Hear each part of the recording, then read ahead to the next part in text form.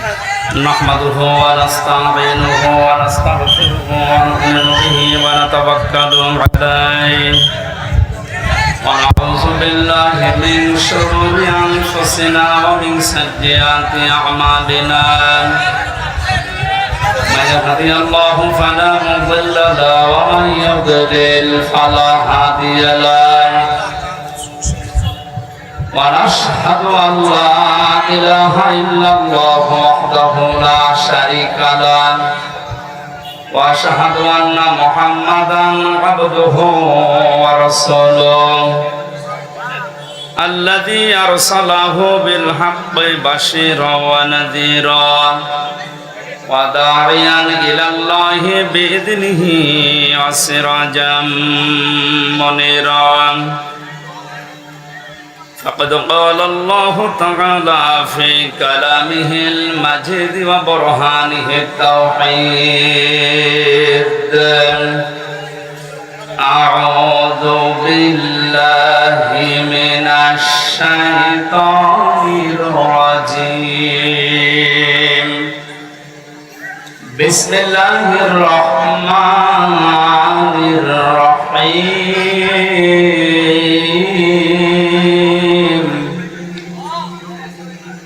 يا أيها الذين آمنوا اتقوا الله وكونوا مع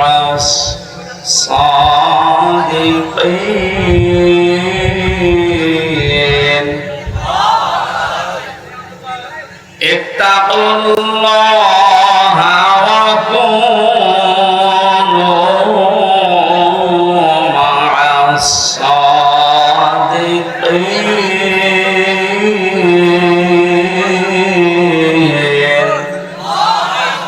صدقت يا ربنا اللهم صل على سيدنا مولانا محمد وعلى آل سيدنا مولانا বগুড়া জেলা শেরপুর থানার অন্তর্গত Garidaha public school and college ময়দানে দারুস সুন্নাহ মাদ্রাসার উদ্যোগে তাফসীরুল কোরআন মাহফিলের স্বনামধন্য সভাপতি জনাব আলহাজ মোহাম্মদ ওয়াজেদ আলী পরামানিক,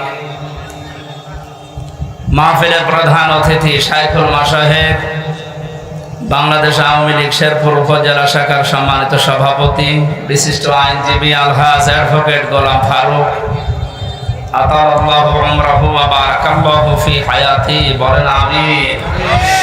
মাহফিলের বিশেষ অতিথিবৃন্দ, অনেক মানুষের নাম দিয়েছেন আপনারা, এমনিতেই আপনারা শুনলেন 11:30টার পরে আর কারেন্ট থাকবে না, সেই হিসাবে আমরা খুব সংক্ষেপে নির্ধারিত বিষয়ের উপরে আলোচনা করার জন্য সব বাদ দিয়ে দিলাম। ওয়ারাফা'না লাকা যিকরাক, এতক্ষণ যারা আলোচনা রাখলেন চুয়াডাঙ্গা থেকে আগত মাওলানা হোসাইন আহমেদ মাহফুজ, আপনাদের এলাকার এক সন্তান কথা বলেছেন, আরামদের কথাগুলো আমল করার তৌফিক কামনা করছি, বলেন আমিন।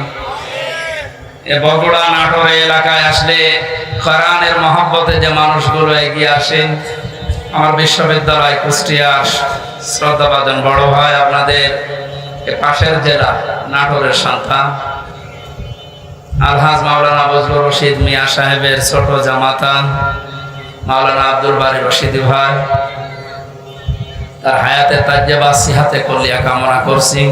উপস্থিত আছেন এলাকার সন্তান মাওলানা রেজাউল করিম ফারুকি ভাই সহ নামনা জানা অন্যান্য ওলামা ইকরাম, সম্মানিত উপস্থাপক ভাই, সামনে বসা মুসলমান ভাইরা, পর্দার আড়ালের সম্মানিত মা এবং বোনেরা, প্রশাসনের ভাইরা, প্রাণ প্রিয় বগুড়াবাসী, দল মত নির্বিশেষে কোরআনের অনুষ্ঠানে আখিরাতের পুঁজি তৈরি করার জন্য যারা এসেছি, বলেন আলহামদুলিল্লাহ।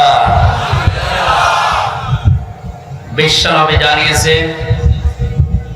কোরআনে কারিমের জন্য যে সময়টুকু মানুষ দুনিয়ায় ব্যয় করবে, মরণের পরে ওই সময়ের ওই সম্পদের হিসাব আল্লাহ নেবেন না।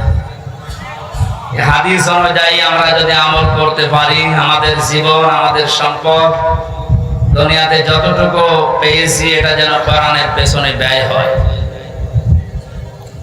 বিশ্বনবী বলেন, মান করাল কোরআনা ফাস্তাযহারাহু ফাহাল্লা হালালাহু ওয়া হারামা হারামাহু আদখালাহু আল্লাহুল জান্নাহ ওয়া শাফাআহু ফি আশারাতিন মিন আহলি বাইতিহি কুল্লুহুম ক্বাদ ওয়াজাবাত লাহুন নার। ইবনে মাজাহ শরীফের হাদিস। অনেক আলেম এখানে বসে আছে, শব্দের দিকে খেয়াল করেন। আল্লাহ পাক বলেন, বিশ্বনবী মুহাম্মদ রাসূলুল্লাহ আমাদেরকে জানিয়েছেন এটা, মান ক্বারাআল কুরআনা, যে ব্যক্তি আল্লাহর এই কোরআন পড়ে। কোরআন পড়া বলতে আমরা চারটা বিষয় বুঝি। শুদ্ধ করে পড়া, এর মর্মমানি বোঝা, এর উপর নিজের জীবনকে সেট করা, আর এইটা মানুষকে মানার মতো পরিবেশ তৈরি করে দেওয়া। কোরআন পড়া বলতে কয়টা বিষয় পেলাম? আপনি এবার মেলান তো, আপনি আসলে কোরআন পড়েন কিনা। মাহফিলের সভাপতি, প্রধান অতিথি সহ যারা এসেছি, যদি জিজ্ঞাসা করেন কোরআন পড়েন, এক বাক্যে আমরা বলবো হ্যাঁ আমরা কোরআন পড়ি। কারা শব্দটার ব্যাখ্যা, নবীজি বলেন পড়া কোরআনে তিনটা শব্দ আল্লাহ দিয়েছেন, কোরআন পড়ো। এই ব্যাপারে কয়টা? এটা ক্লাস চলছে এখন, জবাব দেবেন ছাত্রের মতো। এটা স্কুল এবং কলেজ না। এখানে যারা আছেন অন্তত শিক্ষিত মানুষগুলো ছাত্রের মতো জবাব দেবেন। কারা, রাতালা, তালাওয়া, তিনটা শব্দ আছে কোরআন পড়ার ব্যাপারে। তিনটার ব্যাখ্যা হচ্ছে, কেউ যদি কোনো বিষয় পড়তে চায় সে যেন শুদ্ধ করে পড়ে। কি করে? অশুদ্ধ পড়লে অর্থ পাল্টিয়ে যাবে। এখানে অনেক মানুষ এমন বসে আছে, নামাজে দাঁড়ালে পড়ে ইযা জাআ নাসরুল্লাহি ওয়াল ফাত। হয়েছে? এখানে সোয়াদ আছে, নাসর মানে সাহায্য, আর নুন সিন র নাসর মানে ঈগল পাখি। আপনি যদি মুখটা গোল করে শুদ্ধ করে উচ্চারণ না করেন, অর্থ আকাশ পাতাল পাল্টিয়ে যাবে। আল্লাহ পাক বলেন ইযা জাআ নাসরুল্লাহি ওয়াল ফাত, হে নবী আল্লাহর সাহায্য যখন আসবে আপনি তখন বিজয় দেখতে পাবেন। যদি মুখটা গোল না করে সিন দিয়ে উচ্চারণ করেন, অর্থ হয়ে যাচ্ছে হে নবী যখন শকুন আসবে, ঈগল পাখি আসবে, তখন আপনি বিজয় পাবেন। হয়েছে? এখানে শুধু কোরআন শরীফ না, দুনিয়ার যে কোনো বিষয় কেউ যদি পড়তে চায়, এর হক আদায় করে সঠিকভাবে চারটা বিষয় তাকে মানা লাগবে। এক নম্বরে ওটা পড়া লাগবে শুদ্ধ করে। কি করে? এটা তো আমি বানালাম নাকি? কোরআনে কারীম জানিয়েছে ওয়ারাত্তিলিল কুরআন তারতিলা, হে নবী আপনি কোরআন পড়বেন শুদ্ধ করে, স্পষ্টভাবে, থেমে থেমে। প্রধান অতিথি সহ যারা এখানে আছেন, নবীর এই হাদিসের প্রথম অংশটা আমরা একটু মিলাই আমাদের জীবনে।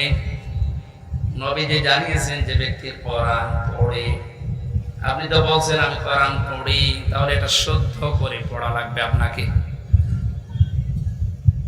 আমি আল কোরআন রিসার্চ ফাউন্ডেশনের সদস্য ছিলাম এক সময়।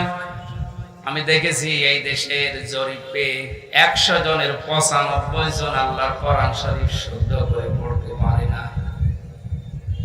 এই রিপোর্ট কি খুব ভালো রিপোর্ট? না। এজন্য আহ্বান জানাচ্ছি অন্য ধর্মের লোক এখানে যেহেতু নেই, আমরা সব মুসলিম দাবি করছি, আমাদের জীবনের 1 নাম্বার টার্গেট বানানো লাগবে আল্লাহর এই কোরআন আমরা শুদ্ধ করে পড়ব। 2 নাম্বারের মর্মমানি বুঝতে হবে। কেন? কোরআনে কারীম জানিয়েছে ওয়াইদা সামিউ মা উনজিলা ইলার রাসূলি তারা আ'য়ুনাহুম তাফিদু মিনাদ দামি মিম্মা আরাফু মিনাল হক ইলা আখির আয়াত। সূরা মায়েদা 7 নাম্বার পারার প্রথম নাম্বার পৃষ্ঠার প্রথম নাম্বার লাইনের 83 নাম্বার আয়াতের প্রথম অংশে আছে। এটা তাফসীরে ইবনে কাসিরে পাবে। আল্লাহ পাক বলেন, হে নবী, আপনি যখন আমার বান্দাদের সামনে কোরআন পড়বেন, যারা এর মর্মবাণীগুলো অনুধাবন করতে পারে, বুঝতে পারে যে আমি কি বলতে চাই, আপনি দেখবেন তাদের চোখ দিয়ে মনের অজান্তে পানি পড়ছে। কোরআনের আলোচনায় সবার চোখে পানি আসবে না, এটা বোঝার মতো যোগ্যতা আপনার থাকা লাগবে। এই জন্য কোরআন যদি কেউ হক আদায় করে পড়তে চায়, মাস্ট বি তাকে এটা বোঝার চেষ্টা চালাতে হবে। চারবার আল্লাহ এই ঘোষণা আমাদেরকে কোরআনে শোনাচ্ছেন, ওয়ালাকাদ ইয়াসসারনাল কুরআনা লিযিকরি ফাহাল মিন মুদ্দাকির। অবশ্যই আমার এই কোরআনকে আমি বোঝার জন্য, পড়ার জন্য, এটা মানার জন্য সহজ করে দিয়েছি। কেউ কি আসো এখান থেকে শিক্ষা নেওয়ার জন্য? বগুড়াবাসী, আমরা আজকে থেকে আল্লাহর এই আফসোস আর থাকতে দেব না। যতদিন জীবন আছে কোরআন বুঝে মরার চেষ্টা করব ইনশাআল্লাহ। 3 নম্বরে শুধু না, এটা আমাদের বোঝার চেষ্টা চালাতে হবে। কোরআন যদি কেউ বলে আমি কোরআন পড়ি, তার শর্ত মানা লাগবে কয়টা? 1 নম্বরে শুদ্ধ করে, 2 নম্বরে বুঝতে হবে, 3 নম্বরে যে বুঝবে ওই বিষয়ের উপরে তার বাস্তব জীবনে আমল করা লাগবে। এটাই ঝামেলা। আমরা জানি না এখানে এমন কেউ নেই যে টাকা ছেড়ে রাখে। যারা টাকা আসে, সুদের এই টাকা নেওয়া হারাম, এ জানে না কে? হিন্দুও জানে। কথা বলেন না কেন? এটা জানার পরও আমাদের আমল আছে। বলেন, এই যে 1 বিঘা জমি দেয়, 1 লক্ষ টাকা নেয়, 8-10 বছর এটা চাষ করে খায়, যখন ফেরত দেয় তখন 1 লক্ষ টাকায় ফেরত দেওয়া লাগে। এই সিস্টেম আছে না দেশে? এই নাম কি? এগ্রিমেন্ট। না না, এটা জায়েজ না। জায়েজ আছে খাই খালাসিটা, যেটা আপনি 1 বিঘা জমি দেবেন, 10,000 টাকা নিয়ে নেবেন, ওই খেয়ে দিয়ে 1,000 টাকা ফেরত দেওয়া লাগবে। এই সিস্টেম আছে? আছে, কিন্তু কম। এখন জানে যে এটা লস হবে, এটার ভেতরে আমি নেই। আরামে আরাম বেশি নাকি? ছোট্ট একটা কথা কয়েক সেকেন্ডের ভেতরে বলছি। আমার আরাদান যিকরি ফাইন্না লাহু মাঈশাতান দঙ্কা। কোরআনে কারীমের সূরা তাহা 124 নম্বর আয়াতের প্রথম অংশে আছে। আল্লাহ পাক বলেন, আমার নিয়ম নীতি বাদ দিয়ে, আমার কোরআনের বিধান বাদ দিয়ে যদি কেউ উপায় করে, টাকা পয়সা আসবে, চর্ম চোখে দেখবে, বহু কিছুর মালিক হচ্ছে, কিন্তু জীবনের এই আয় উন্নতিতে আমি কোনো বরকত রাখবো না। তাফসীরে কাবীরের ভেতরে দঙ্কার ব্যাখ্যা লিখেছে 7টা। এখানে আলেম আছে না?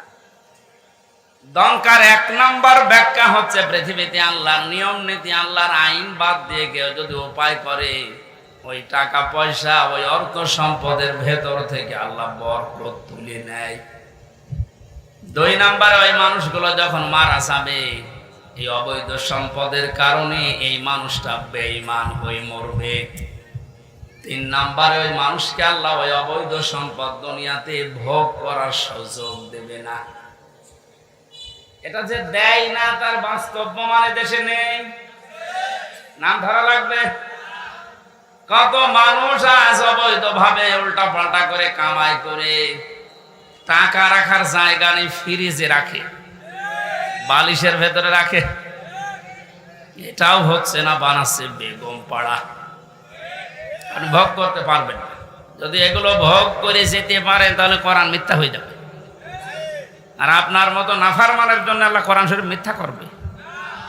যেন দুনিয়াতে আপনাকে ওই টাকা, ওই সম্পদ ভোগ করার সুযোগ দেবে না, এর আগে আপনি পটল তুলবেন। 4 নাম্বারটা একটু ঝামেলা, এটা বাদ যাক। যারা আল্লাহর নিয়ম নীতি বাদ দিয়ে উপায় করেন সুদ ঘুষ, মানুষের উপরে জুলুম করে ফাঁকি দিয়ে অন্যায় ভাবে যেভাবে উপায় করছেন, আপনার মরণে দৃষ্টান্ত সৃষ্টি হবে দুনিয়ায়, পৃথিবী সাক্ষী হয়ে থাকবে আপনার মরণে। এটাও বেশি বলে ফেললাম নাকি? আপনি কি মনে করছেন সব বানালাম একটা একটা করে? না, যেগুলো বলছি সব আমি পড়িয়ে এসেছি। অবৈধ ইনকামের মানুষকে আল্লাহ দৃষ্টান্ত করে রাখে দুনিয়াতে, তার মরণকে ইতিহাস বানিয়ে রাখে। আপনি এমনি টের পেয়েছেন, আমি জানি। এই জন্য আমরা সাবধান হব। জানি সবাই এটা হারাম, কোরআন থেকে হাদিস থেকে পড়েছি, জানার পরও যে লোকটা মানে না, ওর কোরআন পড়া হয়নি। 4 নাম্বারটা, এটা সবচাইতে বড় ঝামেলা এবং কঠিন। নবীজি বলেন, কেউ যদি কোরআন পড়ে এ কথা বলে, সে শুদ্ধ করে পড়বে, সে ওইটা বোঝার চেষ্টা চালাবে, নিজে মানবে, এবং এটা মানুষ যেন মানতে পারে সেই ব্যবস্থা করে দেবে। এটা ঝামেলা না? এটা যদি আজ কেউ করতে চায়, সে সবচাইতে বড় বিপদে আছে বাংলাদেশে। আমি কোরআন পড়ি, আমি শুদ্ধ করে পড়ি, আমি বুঝি, এবং আমি যতটুকু বুঝি অতটুকু মানার চেষ্টা চালাচ্ছি, অসুবিধা নেই। 4 নাম্বারটা, আমি যতটুকু মানি এটা মানুষ যেন মানতে পারে, ওই ব্যবস্থা আমি করে দিতে চাই। এটা কোরআন পড়ার 4 নাম্বার শর্ত। এক কথা বলছেন না কেন? 4 নাম্বারটা কি সহজ না কঠিন? এটা করতে গেলে আজ পদে পদে বিপদ। তাহলে 4টা শর্ত যারা মানে না, ওদের কোরআন পড়া হচ্ছে। জন্মের পর থেকে এটা শুনেছি, কেউ যদি কোরআনের একটা হরফ পড়ে, তার নেকি হয় কয়টা? আপনার পড়া তো আবার পড়ার মতো হওয়া লাগবে। আপনি যদি আমার ছোট মেয়ের মতো পড়েন, ওর বয়স 4 বছর, ও তো পড়ে, ওই 1 লাইন পড়তে গেলে 1 লাইনে যদি 10টা শব্দ থাকে, 9টা ভুল করে, ওর পড়া হচ্ছে। আপনার পড়াও তো এরকম হয়ে যাচ্ছে। নবীজির হাদিসের প্রথম শব্দ ছিল, যে ব্যক্তি কোরআন পড়ে, তার মানে 4টা শর্ত যারা দুনিয়ায় মানতে পারে, ওদের পড়া হয়, আর ওদের প্রতিটি অক্ষরে 10টা করে নেকি হয়। দ্বিতীয় শব্দ ছিল ফাস্তাজহারাহু, কোরআন পড়ে শেষ করে দেয় না। যে ব্যক্তি কোরআনকে ইজহার করার চেষ্টা চালায়, যারা আরবি গ্রামার বোঝে, ফাস্তাজহারাহু এই শব্দের ব্যাখ্যা আমি যত পেয়েছি, আধুনিক ব্যাখ্যা হচ্ছে প্রকাশ করা, ইজহার করা, দাঁড় করানো, স্পষ্ট করা, কায়েম করা, বিজয় করা। কোরআন যারা পড়বে ওই 4টা হক অনুযায়ী এবং কোরআনকে বিজয়ী করার জন্য যারা চেষ্টা চালাবে, এই সংখ্যা বাংলাদেশে কম না বেশি? কম।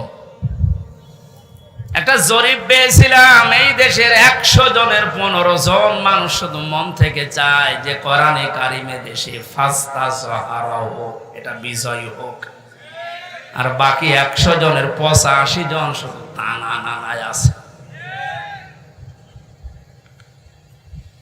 দ্বিতীয় পয়েন্টটা হচ্ছে না। 3 নম্বরে কি ছিল? ফাহাল্লা হালালাহু ওয়া হাররামা হারামাহু। যে ব্যক্তি কোরআনকে ইজহার করতে পারে, এই ব্যক্তি হালালকে হালাল মানবে, হারামকে হারাম জেনে ছেড়ে দেবে। আদখালাহুল্লাহুল জান্নাহ, নবীজি বলেন আল্লাহ তাকে জান্নাতে দিয়ে দিয়েছে, জান্নাতে দেবে। দিয়ে দিয়েছে। শব্দটার দিকে আমি খেয়াল করে চিন্তা ভাবনা করেছিলাম, নবীজি অতীতের শব্দ বললেন কেন? এটা পাস্ট, এটা মাজি। আদখালা ইউদখিলু, নবীজি মোজারে দিতে পারতেন, মাজি দিলেন, অতীতের পাস্ট দিয়েছেন কেন? তার মানে পরিবার, সমাজ এবং রাষ্ট্রে যদি কোরআন বিজয় থাকে, ওখানে হালালকে হালাল মানা আর হারামকে হারাম জেনে ছেড়ে দেয় সহজ। যেই সমাজে যেই দেশে কোরআন বিজয় নেই, ওখানে হালালকে হালাল জানার পরও আপনি মানতে পারবেন না।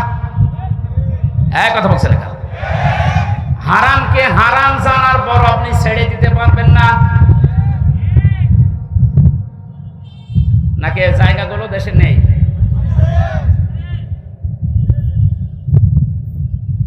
এই জন্য প্রতিটি শব্দের আগে দেখবেন ফা দেওয়া আছে। মান করাল কোরআনা ফাস্তাজহারাহু ফাহাল্লাহালাহু, সব ফা দিয়ে আরম্ভ।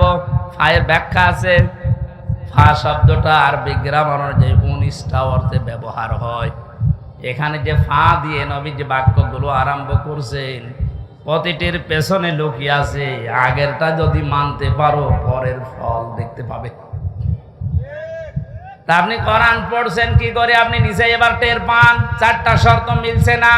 কোরআনকে এজাহার করার জন্য, বিজয় করার জন্য আপনার কোনো কার্যকারী ভূমিকা নেই। তাহলে হালালকে আপনি হালাল জেনে মানবেন কি করে? হারামকে হারাম জানার পরে ছেড়ে দেবেন কি করে? আদখালাহুল্লাহুল জান্নাত পরে, এর পরের শব্দে পেয়েছি ওয়াশাফাহু ফি আশারাতিন মিন আহলি বাইতিহি কুল্লুহুম ক্বাদ ওয়াজাবাত লাহুন নার। বিশ্বনবী বলেন, সত্যি যদি আল্লাহ রাব্বুল আলামিনের হারামকে হারাম জানার পরে তুমি ছেড়ে দিতে পারো, হালালকে হালাল জেনে আঁকড়িয়ে ধরতে পারো, আল্লাহ তোমাকে শুধু জান্নাতে দেবে না, তোমার সুপারিশে পরিবারের 10 জন মানুষকে জান্নাতে দিয়ে দেবে। যাদের উপরে জাহান্নাম অবধারিত হয়ে গিয়েছিল, তাহলে যে কোরআন শুনতে এসেছে আপনি বুঝলেন এর মর্যাদা কোথায়? আল্লাহ পাকে হাদিসটা আমাদের প্র্যাকটিক্যাল লাইফে সেট করার তৌফিক দান করেন, আমিন। দরুদ আর সালাম পড়ছে আমাদের নবী মুহাম্মদ রাসূলুল্লাহ সাল্লাল্লাহু আলাইহি ওয়াসাল্লামের প্রতি। মহান আল্লাহ তার যে সমস্ত নাম আছে, এই নামগুলো দুনিয়াতে কয়েকটা নবীর নামের শেষে দিয়েছেন। তার ভেতরে আমাদের নবীকে আল্লাহ দিয়েছেন রাউফুর রহিম, খুলুকিন আযীম। ইব্রাহিম নবী আলাইহিস সালামকে ইসমাইল নবীকে দিয়েছিলেন গোলামিন হালিম, আমার সহনশীল বান্দা। ইসহাক নবীকে ডাক দিয়েছিলেন গোলামিন আলিম, আমার জ্ঞানী বান্দা। আর মুহাম্মদুর রাসূলুল্লাহকে দিয়েছেন খুলুকিন আযীম, আমার মহান বান্দা। এত বড় চরিত্র আমার নবী মুহাম্মদুর রাসূলুল্লাহকে আমি দিয়েছি, কিয়ামত পর্যন্ত মানুষ শুধু অনুসরণ করে যাবে, এর কুল কিনারা খুঁজে পাবে না। বলে সুবহানাল্লাহ। সেই নবীর আদর্শ আজ আমাদের সামনে পড়ে আছে। জন্ম থেকে মৃত্যু পর্যন্ত তাকে বাদ দিয়ে আপনি কাকে আদর্শ মেনে চলেন? আপনার বিবেককে প্রশ্ন করেন। আল্লাহর ঘোষণা দেওয়া একটা আদর্শ আছে দুনিয়ায়, কয়টা? বলেন বলেন। আল্লাহ নিজে ঘোষণা দিয়েছেন যে এই আদর্শটা মেনে চলো। ইয়াসিন ওয়াল কুরআনিল হাকীম। ইয়া মানে হে, সিন মানে সাজ্জেদ। আল্লাহ পাক জানাতে চেয়েছেন, হে নেতা, দুনিয়াতে আল্লাহর ঘোষণা দেওয়া নেতা আদর্শ মাত্র একটা, তার নাম মুহাম্মদুর রাসূলুল্লাহ। আল্লাহ রাব্বুল আলামিন পুরা কোরআনে নবীকে 7টা নামে বিশেষভাবে ডাক দিয়েছেন। তার ভেতরে ইয়াসিন, তাহা, মুহাম্মদ, আহমদ, আব্দুল, মুজাম্মিল, মুদাসসির। বগুড়াবাসী, বিবেক যদি থাকে আজকে কাজে লাগাবেন। আল্লাহর ঘোষণা দেওয়া নেতা আদর্শ যার নাম তিনি জানিয়েছেন মুহাম্মদুর রাসূলুল্লাহ, সেটা বাদ দিয়ে যদি পৃথিবীর কাউকে আপনি অনুসরণ করেন, অনুকরণ করে চলেন, আপনি মরতে দেরি, জাহান্নামে যেতে দেরি হবে না। এইটা আমি বানালাম না, এটা আমি বানিয়েছি। ইমাম বুখারী রাহমাতুল্লাহ আলাইহি বুখারী শরীফ লেখার আগে একটা কিতাব লিখেছেন আল আদাবুল মুফরাদ। এখানে একটা হাদিস তিনি এনেছেন, 6 প্রকার মানুষকে আল্লাহ বিনা বিচারে, বিনা হিসাবে, কোনো হিসাবও নেবে না, বিচারও করবে না, মরণের পরে তাদেরকে আল্লাহ জাহান্নামে পাঠিয়ে দেবে। তার 3 নাম্বারেই তারা দুনিয়াতে যাদের আদর্শ মুহাম্মদ রাসূলুল্লাহ ছিল না। এই হাদিসটার কোরআনের সূরা ইয়াসিনের ইয়াসিন এদের ব্যাখ্যা তাফসীর পড়ার পরে আমার বড় ভয় হচ্ছে। এই পৃথিবীতে হাজারো মানুষ মুহাম্মদ রাসূলুল্লাহর আদর্শ না মানার কারণে জাহান্নামে যাচ্ছে। আল্লাহ তুমি আমাদেরকে বাঁচাও, বলেন আমিন। আমি এটা বলে আপনার ক্ষতি করে ফেললাম? হ্যাঁ, আপনি তো ধরা খাবেন। চোখ বন্ধ হওয়ার পরে আপনি এখনই ধরা খাবেন। নবীজির একটা কথা 100 ভাগের 1 ভাগও মিথ্যা নেই। যাদের আদর্শ এখনো ঠিক হয়নি, মুহাম্মদ রাসূলুল্লাহ বাদ দিয়ে অন্য কাউকে যারা মেনে চলছেন, এখনই তওবা করে পরিবর্তন হবেন। নয়তো আপনার কোনো হিসাব নেই, বিচার নেই। আপনি মরে গেলেই বিনা হিসাবে বিনা বিচারে জাহান্নামী। আল্লাহ তুমি আমাকে সহ যারাই আমরা এসেছি এটা বুঝে মানার তৌফিক এখনই দান করো। আরো জোরে বলেন। কোরআনে কারিমের 6666 আয়াতের মাত্র একটা আয়াত পড়েছি, সূরা তাওবা 119 নাম্বার আয়াত। আমরা তেলাওয়াত কিন্তু আয়াত তাফসীর আকারে কথা বলবো ইনশাআল্লাহ। আল্লাহ যেন তৌফিক দেন। আউযু বিল্লাহি মিনাশ শাইতানির রাজীম। বিসমিল্লাহির রহমানির রহিম। ইয়া আইয়ুহাল্লাযীনা আমানুত্তাকুল্লাহা ওয়া কুনু মা'আস সাদিকিন। আল্লাহর ঘোষণা, ওহে ঈমানদারেরা। আল্লাহ কোন বেঈমানকে ডাক দিয়েছেন এখানে? তাহলে যদি কোনো বেঈমান থাকেন আপনি চলে যান, কারণ এই আয়াত আপনার জন্য না, আপনার জন্য আলাদা আয়াত আছে। বেঈমানের জন্য আল্লাহর ডাক ছিল ইয়া আইয়ুহাল্লাযীনা কাফারু, হে কাফেরেরা, হে বেঈমানেরা। এখানে কোন কাফের আছে? আমরা সব ঈমানদার। আমরা কি? এখন আমার ভেতরে ঈমান আছে কিনা এটা পরীক্ষা করার থার্মোমিটার আছে। সাহাবী প্রশ্ন করলেন, হে নবী আমার ভেতরে ঈমান আছে কিনা আমি কিভাবে বুঝতে পারবো, কিভাবে টের পাবো? আমি তো নামাজ আদায় করি, রোজা রাখি, কাবা শরীফ তাওয়াফ করি। আল্লাহর নবী বলেন, যত 2টা কাজ তোমার ভেতরে দেখতে পাও, ইজা সাররাতকা হাসানাতুকা ওয়া সাআতকা সাজ্জিয়াতুকা। যখন কোনো ভালো কাজ, সমাজ উন্নয়নমূলক কাজ, আল্লাহর পক্ষের, রাসূলের পক্ষের, দ্বীনের পক্ষের কোনো কাজ হয়, ওইটা দেখে যখন তোমার ভালো লাগে, আনন্দ লাগে, আর যখন তোমার অন্যায় কাজ দেখলে কষ্ট লাগে, তখন বুঝবে তোমার ঈমান আছে। ও বগুড়াবাসী, হাদিসটা সামনে রেখে বলেন তো, বাংলাদেশে ভালো কাজ সবার কাছে ভালো লাগে? না না, অন্যায় কাজ সবার কাছে খারাপ লাগে। আপনি নিজেই নিজেকে পরিমাপ করতে পারবেন আসলে আপনার ঈমান আছে কিনা। এখন যদি মনে করেন কি আমি শেরপুর মসজিদের সভাপতি, আমার ঈমান নেই, মানে আপনি তো শেরপুরের সভাপতি, আর আবু সাহেব ছিল কাবা শরীফের সভাপতি। তার হিসাবে আপনার কোনো খবর আছে? শেরপুর বাংলাদেশে কয়জন চেনে? আর কাবা শরীফ সেই জায়গার সভাপতি হয়েও বেঈমান ও জাহান্নামে গেছে, আর আপনি শেরপুরের সভাপতি হয়ে বগল বাজাচ্ছেন যে আমার ঈমান নেই। মানে ভালো কাজ যার কাছে আনন্দ লাগে না, অন্যায় দেখলে যার কাছে কষ্ট লাগে না, সে যেই হোক ওটা বেঈমান। ঈমান আছে কিনা হামজারে জিজ্ঞাসা করা লাগবে, আপনি নিজে টের পাচ্ছেন। সুতরাং ঈমান যাদের আছে, হাদিস অনুযায়ী আল্লাহ পাক তাদেরকে ডাক দিলেন, হে ঈমানদারেরা। আমি আয়াতের তাফসীর পড়তে গিয়ে পেয়েছি 89 জায়গায় আল্লাহ পাক এই শব্দটা কোরআনে দিয়েছেন।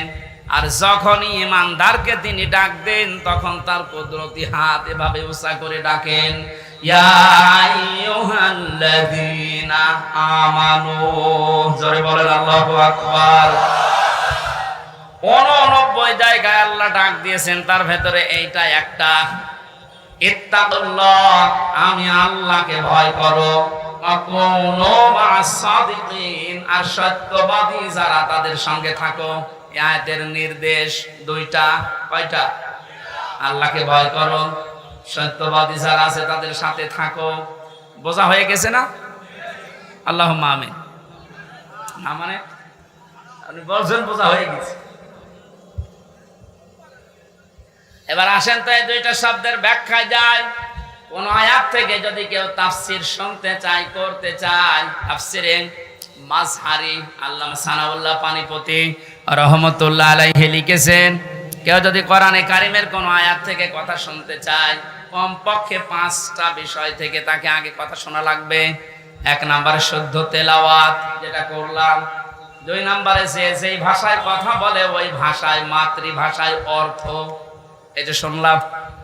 3 নম্বরে ওই আয়াতের ঐতিহাসিক প্রেক্ষাপট, শানে নজুল যেটা বলা হয়, ব্যাকগ্রাউন্ড, এটা আমি বলবো এখন। 4 নম্বরে আয়াতের বাস্তব শিক্ষা দেওয়া লাগবে। ওই মানধাত আমলে কি হয়েছে গুলো বাদ দে, এখন বাস্তবতা অনুযায়ী আয়াত আমাদেরকে কি দিতে চায়, এই শিক্ষাগুলো জনগণের সামনে দেওয়া লাগবে। 5 নম্বরে আয়াত থেকে যে শিক্ষাগুলো পাবে ওইগুলো নিয়ে বাড়ি যে আমল করবে। আমরা 2টা করে ফেলেছি, শুদ্ধ তেলাওয়াত আর মাতৃভাষায় অর্থ। যেহেতু এটা সূরা তাওবার আয়াত, কোন সূরা বলেন বলেন? 129টা আয়াত আছে, মাত্র একটা আয়াত পড়েছি, 119 নম্বর আয়াত। তাওবা শব্দের শাব্দিক অর্থ আমরা অনেকেই মনে করি তাওবা মানে আস্তাগফিরুল্লাহ রাব্বি মিন কুল্লি যামবি ওয়া আতুবু ইলাইহি, হয়ে গেল। তাওবা আর ইস্তেগফার এই দুইটা কিন্তু এক না, এই দুইটা শব্দ আলাদা, মাজদারও আলাদা। কথা বুঝতেছেন? তাওবা আর ইস্তেগফার, কেউ যদি ইস্তেগফার করতে চায় সব সময় আপনি করতে পারবেন, কিন্তু তাওবা আস্তাগফিরুল্লাহ আস্তাগফিরুল্লাহ আস্তাগফিরুল্লাহ বললেই তাওবা হয় না। তাওবা করার জন্য কমপক্ষে মানুষের জীবনে 3টা বিষয় মানা লাগে। ইস্তেগফার আর তাওবার ভেতরে পার্থক্য এই, কোন মানুষ যদি তাওবা করে ওর পেছনের অপরাধগুলো শুধু আল্লাহ মাফ করে দেয় না, ওই পুরা জায়গাটা আল্লাহ নেকি দিয়ে ভরাট করে দেন। এখানে যারা এসেছি আজকে আমরা শুধু ইস্তেগফার না, তাওবা করার মতো তাওবা করে বাড়ি যাব। পেছনের অপরাধগুলো শুধু যেন মাফ হয়ে না যায়, ওই জায়গাটা যেন আল্লাহ নেকি দিয়ে ভরাট করে দেয়। বলেন আমিন। 1 নম্বরে যদি তাওবা কেউ করতে চায় তাকে বলা লাগবে, আল্লাহ আমি অপরাধী, আমি। এই স্বীকৃতিটা এই পৃথিবীতে মানুষ দিতে চায় না। দেখবেন এই দেশে হাতে নাতে ধরা পড়ার পর অস্বীকার করে না। না, তদন্ত করা লাগবে। তদন্ত 7 দিন সময় দিয়েছে যাদেরকে, ওদেরকে মাল মশলা মেরে ওর মুখ বন্ধ করে দেয়। আপনি যদি সত্যি তাওবা করতে চান সে যে কোনো বিষয়ে, আপনাকে প্রথমে স্বীকৃতি দেওয়া লাগবে ওই অপরাধের জন্য, ওই গুনার জন্য স্বীকার করা লাগবে যে হ্যাঁ আমি এই কাজ করেছি, আমি অপরাধী। এখন প্রশ্ন হচ্ছে আপনি স্বীকার করবেন কার কাছে? না না, আপনি শুনছেন না। অপরাধ করেছেন যার কাছে, স্বীকার করবেন তার কাছে। আপনি বিনা কারণে আমার মুখের উপর একটা থাপ্পড় দিলেন আর কাবা শরীফের গিলাফ ধরে বলছেন আস্তাগফিরুল্লাহ, হে আল্লাহ আমারে মাফ করে দাও, কিয়ামতের আগে মাফ পাবেন না। কারণ আপনি তো আল্লাহর গালে থাপ্পড় দেননি, দিয়েছেন আমার গালে। আগে আমার কাছে স্বীকার করেন যে হামজা ভুল হয়ে গেছে। হ্যাঁ, স্বীকার করার সময় আবার অনুশোচনা লাগবে, অনুতপ্ত হওয়া লাগবে। আপনি যদি একেবারে মুড নিয়ে বলেন ওই হামজা মাফ কর, আপনার মাফ হবে? আপনার প্রতি রাগ যা ছিল আমার আরো বেড়ে যাবে। আমি আবার বলছি দ্বিতীয় পয়েন্টটা, তাওবা যদি কেউ সত্যি করতে চায়, ওই মানুষটা অপরাধ করবে যার কাছে, স্বীকার করবে তার কাছে। আপনি অপরাধ যদি আপনার স্ত্রীর কাছে করে থাকেন, অবশ্যই স্বীকার করবেন স্ত্রীর কাছে, এটা কোনো দোষের কিছু না। স্ত্রীর কাছে দোষ করেছে আর শ্বশুরের কাছে বলছে শ্বশুর আমারে মাফ করে দেন, হবে না। বিনা কারণে আপনি আমাকে পুলিশের হাতে তুলে দিলেন, আমি কিছুই জানি না ওই বিষয়ে, আর আপনি মাফ চাচ্ছেন মসজিদে নামাজ পড়ে, কিয়ামতের আগে মাফ পাবেন না। এইটা মনে হয় এই এলাকায় আছে। আমার ভাইরা এই জন্য তাওবা, বিভিন্ন পীরের দরবারে গেলেই বলে তওবা করো, আস্তাগফিরুল্লাহ। এটা তো বাক্য, শর্ত আপনাকে মানা লাগবে, স্বীকৃতি দেওয়া লাগবে যে আল্লাহ আমি অপরাধী, অপরাধ করেছেন যার কাছে স্বীকার করবেন তার কাছে। 2 নম্বরে অনুতপ্ত হয়ে অনুশোচনা নিয়ে। 3 নম্বরে জীবনে এই কাজ আমি আর কোনোদিন করব না, জীবনের মতো ফিরে আসলাম। এই 3টা শর্ত যদি কেউ মেনে নিতে পারে, আল্লাহ পাক বলেন ওর পেছনের অপরাধ শুধু মাফ হবে না, ফাউলাইকা ইউবাদদিলুল্লাহু সাইয়্যাতিহিম হাসানাত। ওর পেছনের পুরা অপরাধ আল্লাহ মাফ করে দিয়ে পুরা জায়গাটা নেকি দিয়ে পাল্টিয়ে দেবেন। বলেন সুবহানাল্লাহ। সূরা তাওবা থেকে যখন কথা শুনছি, আল্লাহ এই তাওবা যেন আমাদের নসিব করেন। এবার আমরা ব্যাখ্যায় যাচ্ছি। আল্লাহ পাক ইমানদারকে ডাক দিয়ে তাকে ভয় করার জন্য আহ্বান জানিয়েছেন, আদেশ দিচ্ছেন। এখন ভয় কি? জন্মের পর থেকে শব্দটা আমিও শুনছি যে আল্লাহকে ভয় করো, আল্লাহকে ভয় করো। কি এটা কি? তাকওয়ার যে ব্যাখ্যাগুলো আমরা বলি, আধুনিক ব্যাখ্যা হচ্ছে যে যেই বিষয়ে কাজে আছে ওই বিষয়ে জ্ঞান অর্জন করে প্রশিক্ষণ নিয়ে ওই কাজ আঞ্জাম দেওয়ার নাম হচ্ছে তাকওয়া। আমি আবার বলছি, যে যেই কর্মজীবনে আছেন, যে যেই জায়গাটা দখল করে আছেন, ওই বিষয়ের উপরে জ্ঞান অর্জন করে দক্ষতা প্রশিক্ষণ নিয়ে ওই কাজে আঞ্জাম দেওয়ার নাম হচ্ছে তাকওয়া। না হয়, আমি আবার বলছি, তাকওয়া মানেই শুধু আমার মতো জুব্বা গায়ে দিয়ে, বড় পাগড়ি গলায় নিয়ে, হাতে তসবিহ নিয়ে শুধু সুবহানাল্লাহ সুবহানাল্লাহ বলা না। তাকওয়া মানে যে যেখানে আছেন ওই জায়গায় ওই জায়গার জ্ঞান অর্জন করে, দক্ষতা প্রশিক্ষণ নিয়ে দক্ষতা অর্জন করে ওই কাজ আঞ্জাম দেওয়ার নাম তাকওয়া। এটা যদি আজ বাংলাদেশে থাকতো, আমরা অনেক উপরে চলে যেতাম। অধিকাংশ মানুষকে এমন দায়িত্ব পালন করতে দেখা যায়, ও বিষয়ে কোনোদিনের পড়াশোনা নেই, দক্ষতা নেই, প্রশিক্ষণ নেই, আন্দাজে ওই কাজে হাত দিয়ে তার 12টা বাজায় আরো বেশি। নিচে নামা লাগবে, ঠিক আছে। তাকওয়ার দ্বিতীয় ব্যাখ্যা হচ্ছে আল্লাহর নিষিদ্ধ কাজগুলো জানার পরে শুধু ছেড়ে দেওয়া না, ঘৃণা করে ছেড়ে দেওয়ার নাম তাকওয়া। কথা বুঝতেছেন? আল্লাহ আমাদেরকে তাকওয়া অর্জন করার মাধ্যমে 9টা উপকার করতে চেয়েছেন। দুনিয়াতে কেউ যদি তাকওয়াবান হতে পারে, তাকওয়া মানে কি শুধু জুব্বা গায়ে দেওয়া, শুধু জিকির করা? যেখানে যেই কাজে আপনি হাত দিয়েছেন, হ্যাঁ আপনি লেবার, কোনো অসুবিধা নেই, আপনি গাড়ি সারেন মনে করেন, গাড়ির মিস্ত্রি, ওই বিষয়ের উপরে লেখাপড়া করে, ওই বিষয়ে প্রশিক্ষণ নিয়ে দক্ষতা অর্জন করে ওই কাজকে সুচারুরূপে আঞ্জাম দেওয়ার নাম কি? আরো জোরে বলেন। আর চাইনার দিকে তাকান, দিন দিন উন্নতি এমনি করছে, এইটা থাকার কারণে। ওরা যে যে বিষয়ের উপরে দক্ষতা অর্জন করে লেখাপড়া, আমি জেলে যখন ছিলাম 3টা বছর, কয়েকজন চাইনিজ আমার সাথে ছিল। ওরা কি টাকা পয়সার ঝামেলার কারণে ধরা পড়েছিল আর দিয়েছে আমার পাশের রুমে। ভাষা তো বুঝতাম না, কিন্তু কর্মদক্ষতা, ওদের যে কাজ কারবার ভেতরে এত বুদ্ধি, জীবনে কোনোদিন কল্পনাও আসে না যে এই পানির বোতল দিয়ে এই কাজ করা যায়। ও ছাতা ওইটা করে দেখাচ্ছে। ওই বিষয়ের উপরে তো লেখাপড়া আছে, কর্মদক্ষতা আছে এবং প্রশিক্ষণ নিয়েছে, এই জন্য দিন দিন ওরা উপরে উঠতেছে। আজ আমরা ওদের মতো যদি তাকওয়াটা বুঝতাম আর বাস্তবে কাজে লাগাতাম, আমার মনে হয় যে ষড়যন্ত্র কয়েকদিন আগে প্রধানমন্ত্রী শেখ হাসিনা যে আশঙ্কা করেছে বাংলাদেশ নিয়ে, পার্বত্য চট্টগ্রামের কয়েকটা জেলা, মায়ানমারের কিছু অংশ আর ইন্ডিয়ার কিছু অংশ নিয়ে সাদা চামড়ার যারা আছে তারা কিন্তু গোপন আন্দোলন চালাচ্ছে। এটা একটা স্বাধীন খ্রিস্টান রাষ্ট্র ঘোষণা দেবে। প্রধানমন্ত্রী 14 দলের সাথে গোপন বৈঠক করে যে কয়েকটা কথা শেষের দিকে জানিয়েছে, তার ভেতরে এটা একটা। ওনার এই আশঙ্কা যদি সত্যি হয়, আপনি চর্মচোখে দেখবেন এদের ভাগ হয়ে সুদানের মতো, দক্ষিণ সুদান, পূর্ব তৈমুরের মতো খ্রিস্টান একটা স্বাধীন রাষ্ট্র এই এলাকায় চলছে। এটা খুব ভালো সংবাদ নাকি? আমাদের কর্মদক্ষতা, তাকওয়ার এই ব্যাখ্যা যেটা আধুনিক ভাবে করা দরকার, এটা আমাদের করা দরকার। আল্লাহ আমাদেরকে ওই পর্যায়ে যাওয়ার তৌফিক দেন, বলেন আমিন। যে যে বিষয়ে আপনার ছেলেটা, আপনার মেয়েটা যে বিষয়ে অভিজ্ঞতা ছোটকাল থেকে দেখবেন, যেদিকে মন আছে ওই বিষয়ে আপনি তাকে তুলে দিন।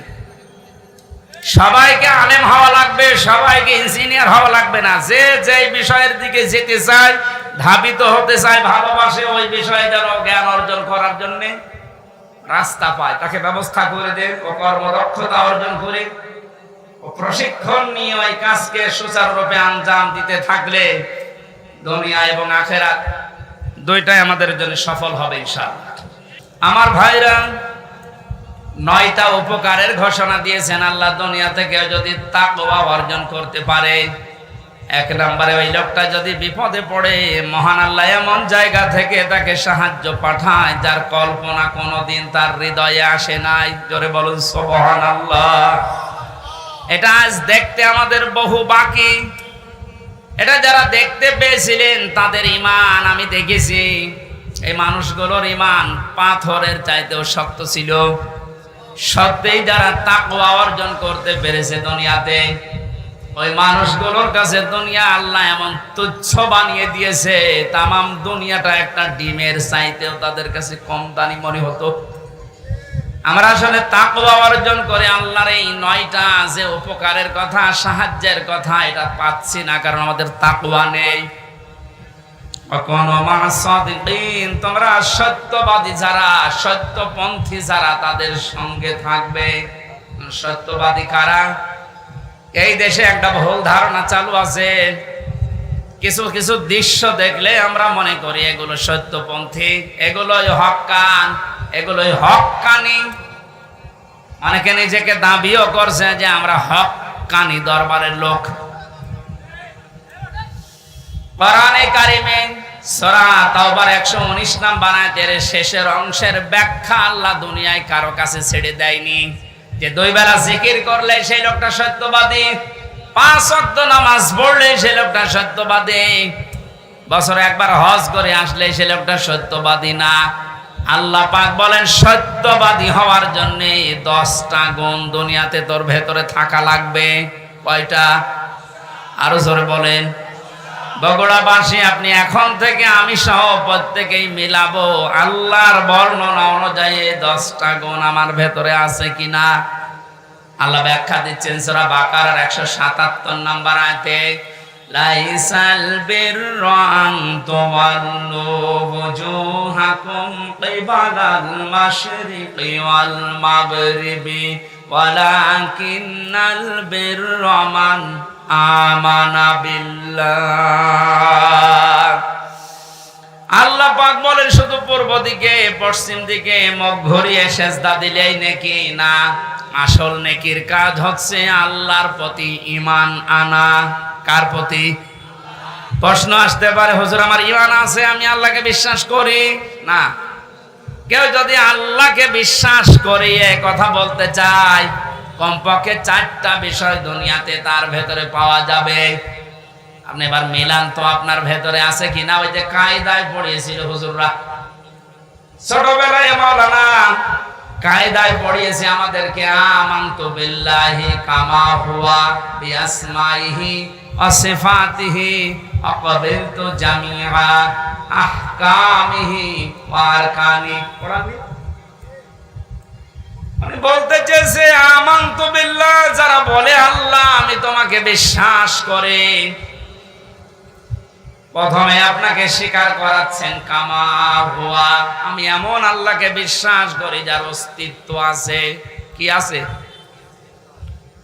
পৃথিবীর অন্যান্য ধর্মের লোকদের সাথে আমাদের মিল নেই, এই কারণে আমরা এমন আল্লাহকে বিশ্বাস করি যার অস্তিত্ব আছে, যার নাম আছে বিআসমাইহি, শুধু নাম না, তার নামের গুণাগুণ আছে, কার্যকারিতা আছে। আল্লাহর নাম আমরা অনেকেই জানি 99টা, আল্লাহর নাম 5000-এর উপরে। প্রতিটি নাম আল্লাহ নিয়েছেন, ওই নামগুলোকে গুণাগুণ দিয়ে কার্যকারিতা হিসাবে আমাদের দেখিয়েছেন। আল্লাহ রব নাম নিয়েছেন, এই কারণে নেই থেকে পূর্ণতায় আমাদেরকে পৌঁছিয়ে দিয়েছেন এই রব নামের কারণে। কথা বলে না কেন? মায়ের বীর গভীরে যখন বাবার এই বীর্যটা দ্রুত গতিতে যে আশ্রয় নেয়, আল্লাহ রাব্বুল আলামিন বলেন যে নেই থেকে আস্তে আস্তে হামজা পর্যন্ত বানালাম। এই যে নেই থেকে পূর্ণতায় যিনি প্রতিটি জিনিসকে পৌঁছিয়ে দেন, আরবিতে তার নাম বলা হয় রব। এই নামটা আল্লাহ নিয়েছেন, এই কারণে হামজা এখানে বসে আছে। আমার বাবার স্ফলিঙ্গ দিয়ে দ্রুত গতিতে আমার মায়ের রেহেমের ভেতরে যে পানিটা গিয়েছিল, বিজ্ঞান এখন দেখাচ্ছে ওই 1 ফোঁটা নাপাক পানির ভেতরে 40,000 হামজা তৈরি হওয়ার ক্ষমতা ছিল। হয়তো 40,000 ওই পর্যন্ত তৈরি হয়ে দুনিয়া আসতে পারত, কিন্তু কেউ পর্যন্ত যেতে পারেনি। জরায়ের দেওয়ালের সাথে ধাক্কা লেগে অনেকে পড়ে গেছে, অনেকে মারা গেছে। আমি হামজা একা ওই জায়গায় গিয়ে 40 দিনে শুধু পাল্টিয়েছি। আমি নতফা, মুদগা, আলাকা এগুলো হতে হতে 6 মাসের পরে চামড়া দিয়ে, বডি দিয়ে স্ট্রাকচার তৈরি করে আমার ভেতরে আল্লাহর রূহ দিয়ে একটা আকৃতি দিয়েছেন। ওয়াল্লাযী ইউসাউবিরুকুম ফিল আরহামি কাইফা ইয়াশা। আল্লাহ পাক বলেন তিনি সে আল্লাহ যিনি মায়ের রেহেমের ভেতরে তোমার এই আকৃতিটা বানিয়েছেন। তোমার মার বাবার পক্ষ থেকে 8টা জিনিস ওই নাপাক পানি দিয়ে আল্লাহ বানিয়েছিলেন। চুল, রগ, হাড় আর পর্দা, রক্ত, গোশত, চর্বি আর চামড়া। আল্লাহ পাক বলেন আমার নাম যে রব, এই কারণে আমি আল্লাহ নিজে 5টা জিনিস তোকে দিয়েছি হামজা। ওয়া জাআলা লাকুমুস সামআ ওয়াল আবসারা ওয়াল আফইদা ইলা আখির আয়াত। এটা সূরা নাহলের 78 নম্বর আয়াতের মাঝের অংশে আছে। আল্লাহ পাক বলেন শ্রবণ শক্তি, দর্শন শক্তি, বাক শক্তি, আকেল শক্তি আর ঘ্রাণ শক্তি, এই 5টা জিনিস আমি আল্লাহ আমার রব নামের কারণে তোকে দিয়েছি। 8 5 13টা জিনিস যখন এক হয়, ছেলে হবে না মেয়ে হবে, আকারটা আমি আল্লাহর সিদ্ধান্ত অনুযায়ী তৈরি হয়। তাহলে ছেলে হ মেয়ে হ, নিজেরা মন খারাপ করি, এটা মন খারাপের বিষয় না, এ সিদ্ধান্ত কার? আমার বোর। বলেন ছেলে হলে মেয়ে হলে যারা মন খারাপ করে স্ত্রীর উপরে, প্রকার আনতে তারা যেন আল্লাহর সিদ্ধান্তের উপরে নারাজ। আমি সহ যারা এই জাহিলিয়াতে আছি, আল্লাহ তাদেরকে যেন মুক্তি করেন। বলেন আমিন। ছেলে হোক মেয়ে হোক, কারো দোষ আছে? স্বামীর দোষ আছে? আল্লাহ রাব্বুল আলামিন বলেন 8 5 13টা জিনিস যখন এক হয়ে যায়, 6 মাস পার হয়ে যাওয়ার পরে একে আমি দুনিয়াতে আস্তে করে বের করার সিদ্ধান্ত নেই। আল্লাহু আখরাজাকুম মিন বুতুনি উম্মাহাতিকুম লা তা'লামুনা শাইআ। মায়ের পেট থেকে আস্তে করে দুনিয়ার ময়দানে আমি আল্লাহ তোকে নিয়ে আসলাম। এমন অবস্থায় নিয়ে এসেছিলাম যখন কিছু খেতে পারতিস না। এই জন্য আমি আল্লাহ তোর মায়ের স্তনে 6 মাস আগেই তোর জন্য খাবার আমার রব নামের কারণে গরম করে রেডি করে রেখেছি। মায়ের স্তনের ভেতরে যদি একটা বোটা দিতাম, চষা মারলে অনেকগুলো দুধ এসে তোর কচি কণ্ঠ আটকিয়ে যেত, মরে যেতে, শ্বাস নিতে পারতে না। আমি যে রব নামটা নিয়েছি এই কারণে মায়ের ওই স্তনে সূক্ষ্ম সূক্ষ্ম 32টা ছিদ্র দিয়েছি। একবার চষা দিলে যেন একবার এই দুধগুলো এসে তোর মুখের ভেতরে প্রবেশ না করে, ওই জায়গায় জমা হয়ে সূক্ষ্ম সূক্ষ্ম 32টা ছিদ্র দিয়ে আস্তে আস্তে করে এসে তোর জীবন আমি বাঁচিয়েছি। আমি রব নামটা খেলা করার জন্য নেয়নি। মুখটা নাপাক করে নাই, মায়ের পেটের ভেতরে নাভির ভেতর দিয়ে খাবার পাস করে দিয়ে তোর মুখটা পবিত্র রেখেছিলাম। অথচ দুনিয়ায় আসার পরে আমি তোর দিকে তাকিয়ে দেখি এই মুখের ভেতরে কত হারাম অপবিত্র নাপাক জিনিস দিয়ে ভর্তি করিস। কথা বলেন ঠিক কিনা? আপনি কি মনে করেন শুধুমাত্র কুকুরের পায়খানা, মানুষের পায়খানা, শুকুরের গোশত খাওয়ায় হারাম? ভাইয়ের জমি যারা, বোনের জমি যারা জাল দলিল করে ফাঁকি দিয়ে লিখে নেয়, ওইটাও কুকুরের মাংসের মতোই হারাম। যারা মেয়ের জমি ফাঁকি দিয়ে ছেলেকে লিখে দিয়েছেন, আপনি বিশ্বাস করতে পারেন জাহান্নামের টিকিট আপনার একটা বুক করা হয়ে গেছে। শরীক ফাঁকি দেওয়া মানুষ বগুড়ায় নেই? এই কথা বলেন।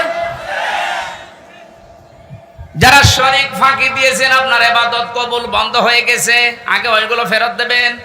আজকেই বাড়ি যে বোনের সম্পদ আগে ফেরত দেবেন, তারপর আপনি নামাজ পড়া আরম্ভ করবেন। এখন যদি বলেন ও সাদা তো ফেরতও দিতে পারে না, নামাজও কবুল হয় না, ও নামাজই পড়বো না। আপনি নামাজ না পড়লে আল্লাহর ক্ষমতা হারিয়ে যাবে।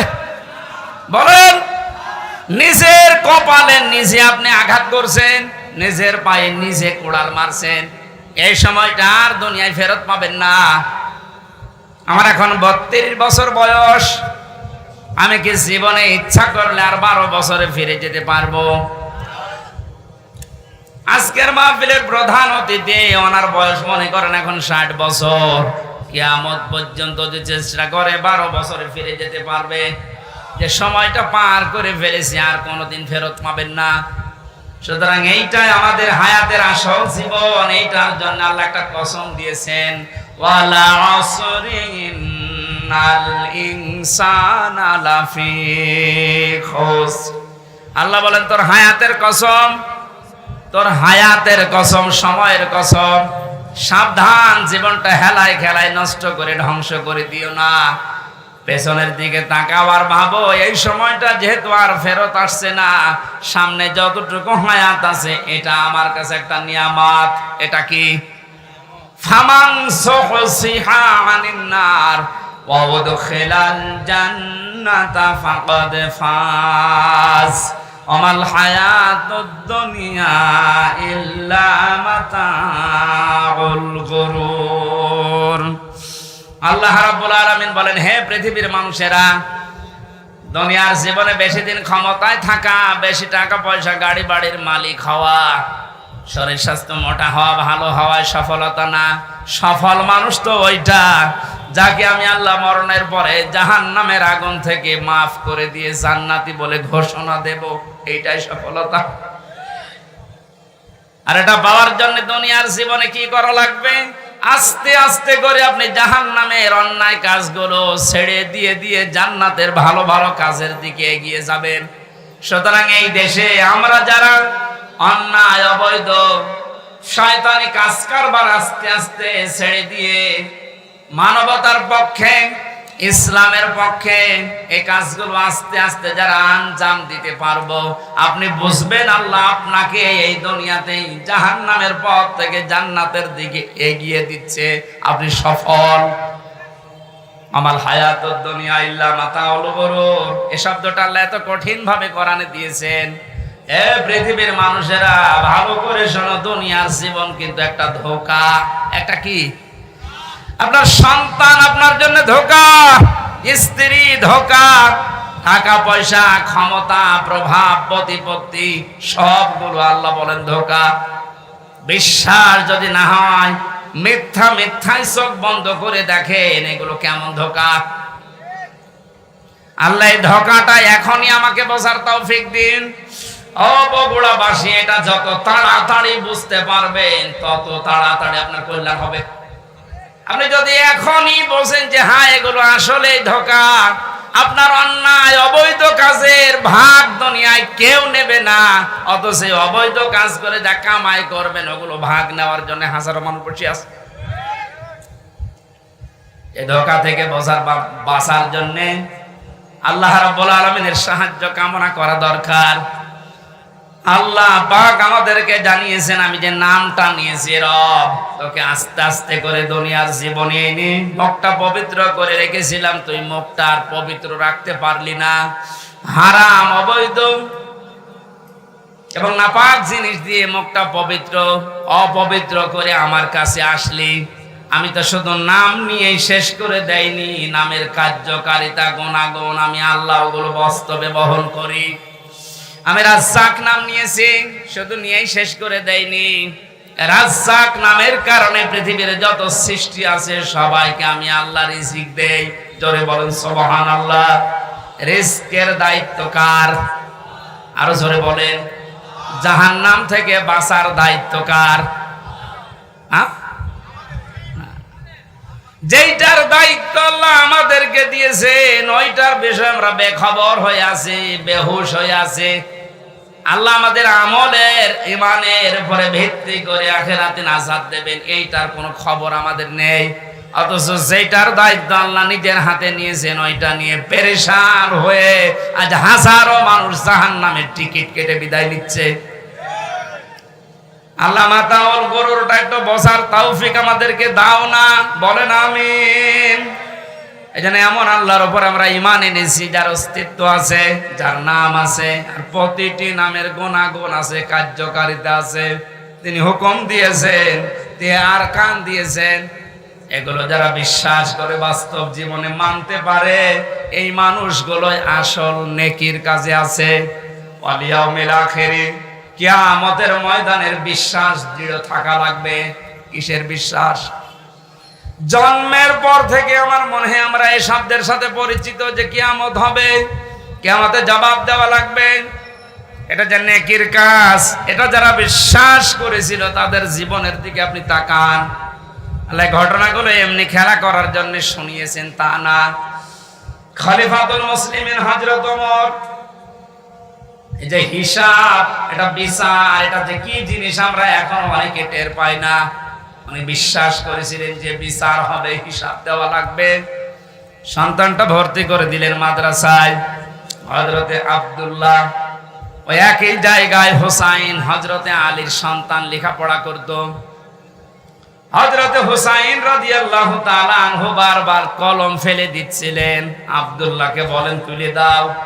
একবার, দুইবার, তিনবার তুলে দেওয়ার পর উনি বললেন, হোসাইন বারবার কলম ফেলে দাও, আমারে তুলতে বলো, আমি কি তোমার গোলাম, চাকর, খাদেম নাকি? হযরত হোসাইন মুখ ফসকে বলে ফেলেছেন, আব্দুল্লাহ তুমি শুধু চাকর না, তুমি খাদেম না, তুমি খাদেমের বাচ্চা, খাদেম। অথচ ওই সময় প্রেসিডেন্টের ছেলে বাড়িতে গিয়ে বলছে, আব্বা আমি আর মাদ্রাসায় যাব না, হোসাইন আমাকে গালি দিয়েছে, আমি নাকি খাদেমের বাচ্চা। খাদেম? তুমিও নাকি খাদেম? তুমি যদি বিচার না করো এই মাদ্রাসায় পড়াই বন্ধ করে দেব। খলিফাতুল মুসলিমিন হযরত ওমর বললেন, সন্তান এখন না, বিচার জমার দিন নামাজের সময় করব। খুতবা দিচ্ছিলেন, ডাক দিয়ে বললেন, হোসাইন এখানে আসো। বলে হ্যাঁ। সামনে আসো। তুমি আমার সন্তানটাকে গালি দিয়েছো? বলে হ্যাঁ দিয়েছি। কেন দিলে? ইমাম হোসাইন ডাক দিলেন, খলিফা বুকে হাত দিয়ে বলেন তো, আপনি কি আমার নানার খাদেম ছিলেন না? আমি তো দেখেছি আপনি আমার নানার খেদমত করছেন। খাদেমের ছেলেকে খাদেমের বাচ্চা বলেছি, অসুবিধা কি? হযরত ওমর কেঁদে ফেললেন। ডাক দিয়ে বলে, হোসাইন আমি তো এভাবে কোনোদিন ভাবি নাই, তুমি শব্দটা লিখে দিতে পারবে? কাগজ কলম নিয়ে আসেন। খেজুরের পাতা নিয়ে এসেছে, লিখে দিলেন, হোসাইন আমি নিজে আলীর সন্তান হয়ে বলছি, ওমর আমার নানার খাদেম ছিল, আমি দেখেছি। সই করে দিলাম। হযরতে ওমর রাদিয়াল্লাহু তাআলা আনহু কাগজটা হাতে নিয়ে জমা খেলেন, সাহাবীদেরকে বললেন, নবীর সাহাবীরা বিচার হয়ে গেছে। হযরত আব্দুল্লাহ তো ছোট মানুষ, বলে আব্বা তুমি তো বিচার শুরুই করলে না, কি করে হয়ে গেল? হযরত ওমর বলে, সন্তান, যে বিচার করেছে দুনিয়া না, মরণের পর কাছে লাগবে। আমি যখন মারা যাব এই কাগজটা আমার কাফনের ভেতরে দিয়ে দিও। কিয়ামতের ওই কঠিন ময়দানে মহান আল্লাহ যখন আমার জীবনের হিসাব আরম্ভ করবে, কিছুই যদি কবুল না হয় এই কাগজটা আল্লাহকে দেখাতে পারবো। রব্বুল আলামিন তোমার নবীর নাতি লিখে দিয়েছে আমি নাকি নবীর খাদেম ছিলাম, এবছর আমার আজকে মাফ করে দাও। তাছাড়া জবাব দেওয়ার মতো কোনো কাজ, কোনো আমল আমার হাতে নেই। অথচ তাদের জীবনের যে নেকির কাজের বর্ণনা হাদিসে পাওয়া যায়। নবীজি বলেন, আকাশের তারকাকেও যদি গণনা করে একদিন শেষ করে ফেলতে পারবে, কিন্তু ওমর মুসলমান হওয়ার পরে যে নেকির কাজ করেছিল কোনদিন কেউ গণনা করে শেষ করতে পারবে না। এই মানুষটা যদি কিয়ামতে জবাব দেওয়া লাগবে, এই টেন্ডেন্সিতে এত ভয়ে থাকে, এত টেনশনে থাকে, আমাদের অবস্থান কোথায়? নেকির কাজ শুধু পশ্চিম দিকে মুখ করে নামাজ পড়লেই হয় না, আল্লাহর প্রতি ঈমান আনা, কিয়ামতে জবাব দেওয়া লাগবে আল্লাহর সামনে দাঁড়িয়ে, এই বিশ্বাস দৃঢ় করা, এটা নেকির কাজের মূল। এটা যতদিন পর্যন্ত আমাদের দেশের 1628 জন মানুষের ভেতরে বদ্ধবল না হবে, এই দেশটা ততদিন দুর্নীতি মুক্ত হবে না। আল মালায়েকাতে ফেরেশতাদের বিশ্বাস করা, আল কিতাবে কিতাবে বিশ্বাস করা, অন নবিয়্যিন নবীদেরকে বিশ্বাস করা, ওয়া তাল মালা আলা হুব্বিহি দাবিল কুরবা, আল্লাহর মহব্বতে নিজের সম্পদ চাহিদা থাকার পরও যারা নিকট আত্মীয় স্বজনের জন্য ব্যয় করে। ও বাংলার জনগণ, এই গুণটা আজ বাংলাদেশে কার ভেতরে আছে আপনি তাকান। নিজের প্রয়োজন থাকার পরেও নিজের সম্পদ যারা নিজের নিকট আত্মীয়, এতিম, মিসকিন, অসহায়, বন্যাগ্রস্ত মানুষদের পাশে যারা দাঁড়ায়, এই মানুষগুলো আল্লাহর ভাষায় সত্যবাদী, এরাই মুত্তাকি।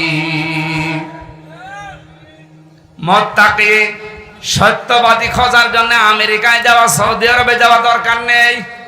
এই 10টা গুণ যে বলছি একটা একটা করে আপনি মিলান।